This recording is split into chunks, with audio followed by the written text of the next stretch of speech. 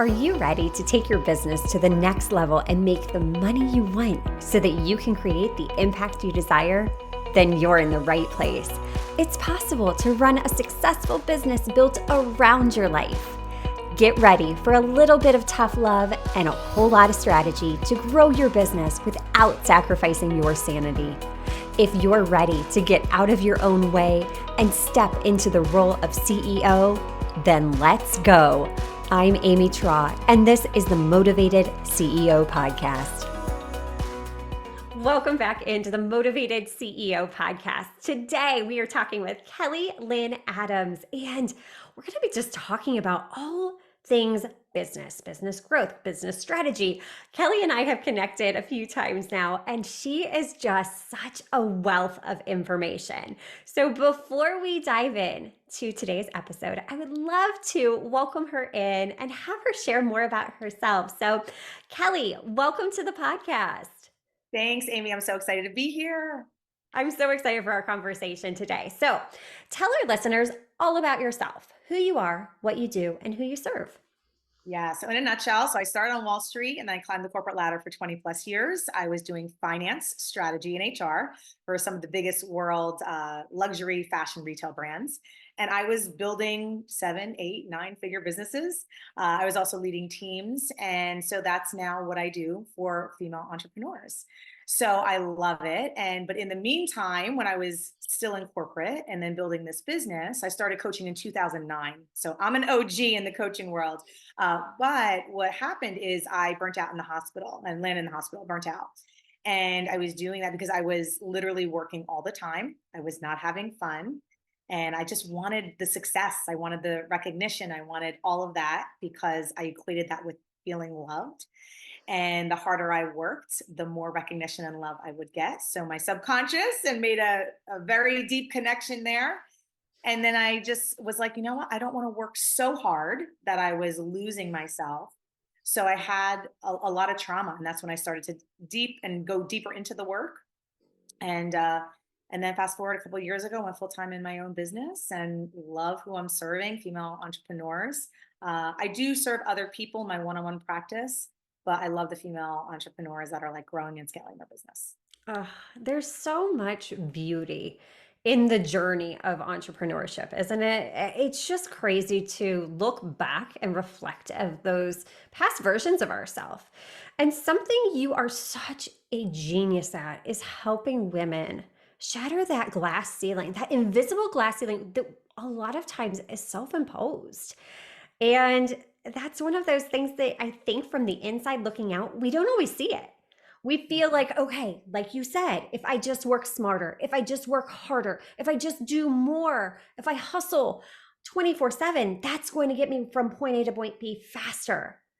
But the reality is that's a fast track to burnout because you've been there. I think we all have as entrepreneurs. At some point on our journey, we hit that rock bottom that we realize, oh wait, this isn't as easy as I thought it was going to be. So this is where you really come in. You help women break through and get out of their own way. So what is step one to doing that? Yeah, it's the beliefs that we hold because we all have these beliefs, 0 to 7, we were programmed.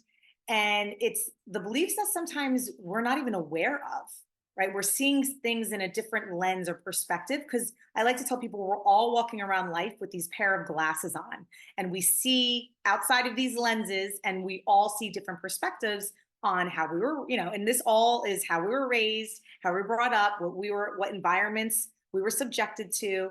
So all of that. So it's the belief and it's the identity work and people, because you can have all the strategies work, the sales strategies, the getting into action strategies, the marketing and messaging, the calling in and attracting clients. However, you could be doing all the work. And some of my clients are like, I'm doing all the things. I'm taking all the actions every day. But it's like, okay, well, what are you believing? Like, what is underneath that, you're maybe taking all the actions, but are you maybe believing a certain limiting belief that you cannot call or attracting clients because you can have all the frameworks. So that's step one, because what I find is when you really get down to it, when I'm coaching people, it's like sometimes there's these limiting beliefs and subconscious reprogramming that gets to happen, and we're not really even aware of it. Yeah. And it's hard. It's hard because it is subconscious, like you said. And until you're aware of that, that can hold you back. And I love how you said, too, all of the strategies out there work. I agree 100%. I would even say this back when I was working as, in my career as a physical therapist. Like, all of the strategy out there works. But if you don't have that core belief, you're going to be rolling a boulder up a mountain. It's going to feel heavy. It's going to feel hard. You're going to have so much resistance that the only thing that's going to happen is burnout. Mhm. And that's an unfortunate reality that so many of us face. And I don't think that a lot of entrepreneurs are ready for the personal development journey that entrepreneurship brings. Yeah, you And really have to like brainwash yourself. You literally yeah, like either like what are you consuming? And these are like some tangible tips. It's like, yeah, what are you consuming every day? And it's what are you listening to? What are you watching to? What environments and what rooms are you getting into? Do you have a coach or coaches? Do you have mentors? You literally have to become someone else. And Dr. Joe Dispenza always talks about this, right? Stepping into that new identity and being okay with allowing the grief and the old identity to leave, because that's what where I see people kind of get tripped up. It's like, okay, well, I'm doing all the things, but it's like, are you literally rewiring and brainwashing yourself to your future version of yourself? yeah, yeah. I love Joe Dispenza. It's incredible when you take that step back and you realize, yeah, I do have to shift into this new identity and letting go of some of those old parts of us that no longer serve us. It's scary because it's Mhm. unfamiliar. It's a new reality, and anything new to us, our brain's going to try and keep us safe. Yeah. But once you have the awareness that, okay, this doesn't feel good right now, but this is part of the process. Mhm. It's all about mindset. It's all about shifting those beliefs. And it's hard. It's Mhm. not an easy thing, especially when those around you don't support you. When you were on your entrepreneurial journey early on, did you come across any of that resistance from others? Like, what are you doing? Why would you leave this highly successful career Oh to yeah. do your own thing? And if so, Yeah. how did Oh, you work through it? tons. And even myself, I'm like, oh, I'm gonna give up the clothing allowance and all the perks and the travel. I'm like, oh my God. So yeah, because like free clothes are good, high-end Yeah. luxury free clothes and handbags and all. So yes, even within myself. And this is where like the second step in peace and how I did that. I really like even my commutes and to and from work, every nugget of the day, I was listening or consuming something that was elevating me. Always working with coaches and mentors. But the second piece of it is like the self leadership piece of it is how was I leading myself? So when I say self leadership, it's like, okay, what are you doing behind the scenes when no one is watching? When it doesn't matter if you don't reach out or make the post. Well, sometimes the post matters, right? People will see it, but it doesn't matter. The things that behind the scenes that people can't see, how much water are you drinking? Are you actually moving your body every day? Like, what are you doing? So that for me like has been and still today is a muscle that gets to be flexed over and over and over. So that was a second piece because it's like, oh, I thought when I was going to leave my job, I was like, oh, I can wake up at 10 a.m. and noon and start my day. This is freedom. This is entrepreneurship. And some of this, like people are sold, oh, yeah, let's just work. And listen, I know people that work 4-hour weeks and that's great. But for me, I have different mission and vision for myself. So I won't be working the 2-hour days, even though that's great. To me, it's like I'd be bored. But it's and my life and my work and my play like all are one. So but the way I lead myself and that is so important. And so I think for people listening, it's such a practice because there's nuances, there's always a little bit that you can refine or from all different aspects of life. So how you are showing up, your feelings even, like how are you feeling on a daily basis or an hourly basis? So I think the self-leadership component, and that can hit in all different topics, is huge for people. And doing like a self-audit. Like I did an audit of my time of where the heck I was spending my time. Cause like I used to always say, I don't have enough time. It's like, is that true? Let me look at your calendar, Kelly, and let's see like where your time is actually being right dedicated.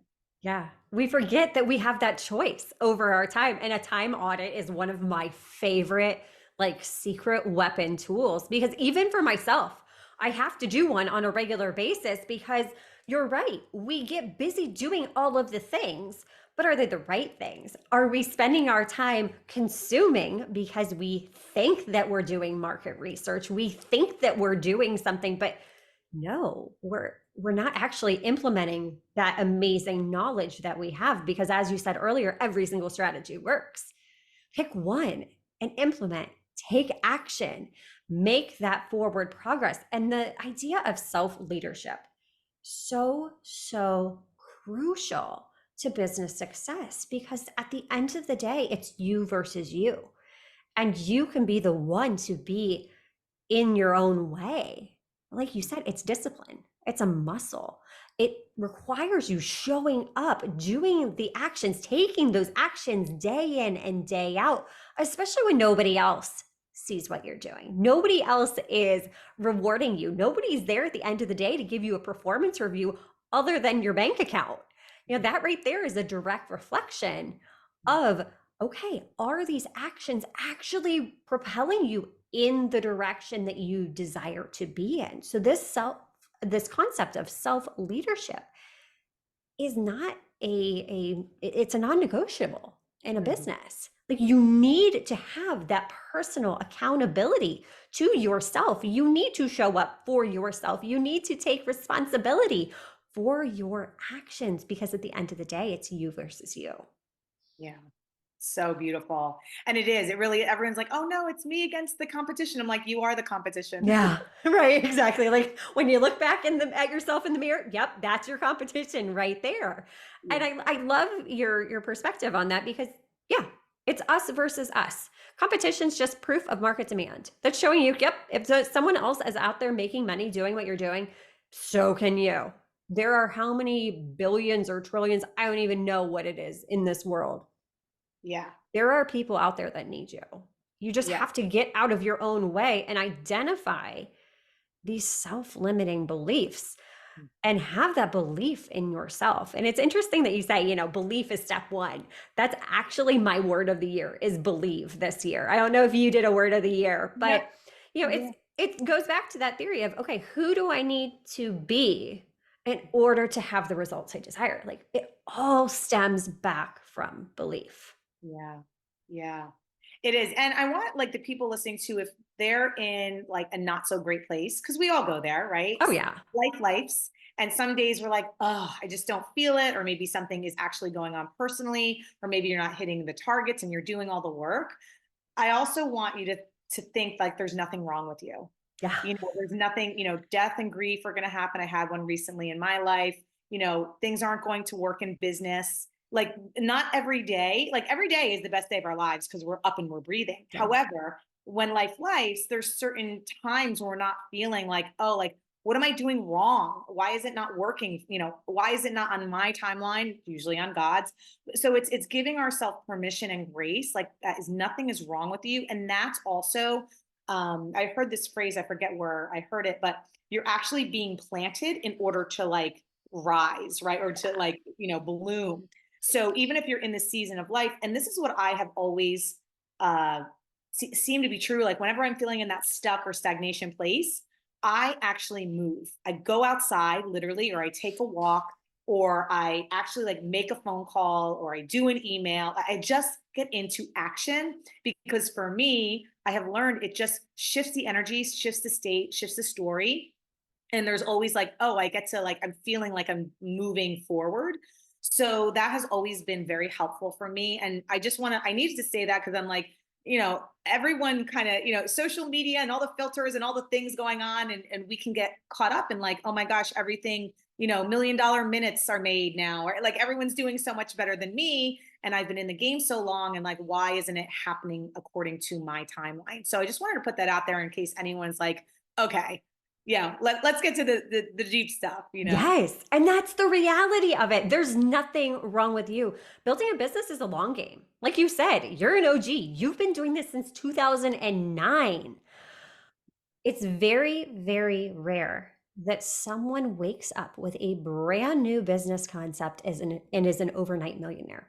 They already have built an audience somewhere. They already have built something somewhere. And we don't always see that full picture, and it can make it very easy to compare ourselves with others. But I love your advice. Like, hey, first of all, first of all, there's nothing wrong with you. Second of all, get into action. Get into action, because I am a firm believer in action creates momentum and momentum creates results. Move. And it doesn't matter how fast or slow you're going. Every single step counts. And sometimes, like you said, the best step you can do is just get outside and move. Take a walk, clear your head, go back and listen to yourself. There's a reason we get all these awesome thoughts in the shower. And it's oftentimes the only time during the day that we're alone with our thoughts, because we're always consuming. It's a Mhm. noisy, noisy world. It is, especially on social media, Yeah. especially. So like limit your time on that. And again, it's you're looking at everyone's highlight reel. So that's where, even for the generations coming up, right? That's all they know. So it's like, oh my gosh, Yeah. like how are we going to manage that and set expectations and not have, right, this good enough and worthy conversation come up, because that is it's a real thing. Yeah. So over the years, like we've said, you've been in this industry forever. How have you gotten through those points where you're like, you know what, it would just be easier to go back to a 9 to 5? Because we all have them. What gets you through those quit points? Uh, listen, there's been so many times I've been on my knees. There's so many different things. So, God and spirituality for me, family and friends, having a support Yeah. system and having mentors and coaches. Like that has been non-negotiable and like a game changer for me. And then just putting myself in rooms like where people are just further along. And so it's like, okay, I see the possibility, but also not allowing it for me to like take it out, be taken out, right? Like Yeah. it can be a trigger, but it's also a trigger or like inspiration for me to be like, oh, that's what's possible, or what can I do differently?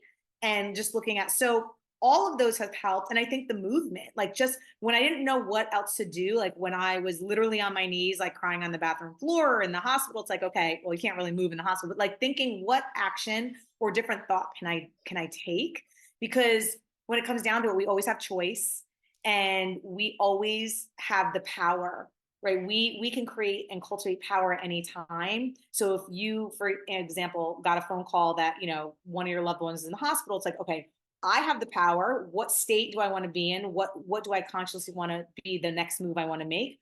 Or it could be like you get really incredible news, right? So it's managing those states, but also not getting like emotionally flooded too, because that used to happen to me too. And even sometimes I'm like, oh, Kelly, I'm going down the rabbit hole, right? So it's like, okay, like where am I? Again, back to the self leadership. I'll have the pity party, but then I'll limit the downtime, right? So it's like, okay, I'll feel like crap for maybe I'll allow myself 12 hours or 4 hours or 30 minutes or whatever. But then it's like, then Kelly, you get to move on and take action. Yeah, that's so important. Just, being aware of it, accepting it for what it is, acknowledging it. I think it's, very contradictory when we just try and ignore it, pretend like it's not there. It's like at the end of the day, we're human. We're human and we're allowed to experience emotions. We need to experience and process these emotions. We need to give ourselves time to move through the stages. And a lot of times we forget that we have that control. No matter how crazy the circumstances, no matter how crazy the situation, we can control our thoughts. We can shift our perspective. And that right there gives you power back in any situation, that you can use the worst situation and transform your thoughts to, okay, we can use this as a growth opportunity. What can I learn? What is this world trying to teach me from this? Because yes, this experience, it stinks, Mhm. but life happens. Like you said, life will life. And that is the reality. You cannot change it.